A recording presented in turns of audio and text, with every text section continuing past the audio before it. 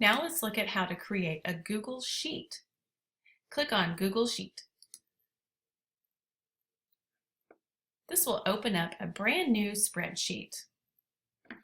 You can title your spreadsheet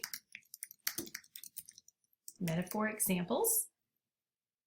In the first column, you can number these if you'd like, but they're already numbered here. So then if you select each cell, you'll be able to enter all of your metaphor examples. Select the first cell and enter your first example.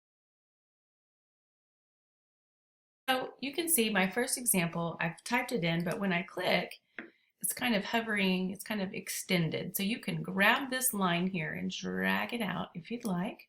And there's my first example. Select the second cell to enter your second example.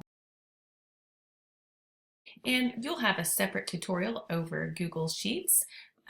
So let's get back to our Google Drive. There's our metaphor examples. Let's move it to our worksheet folder a different way. Right-click on it, select Move To, scroll down, and let's move it to Worksheets.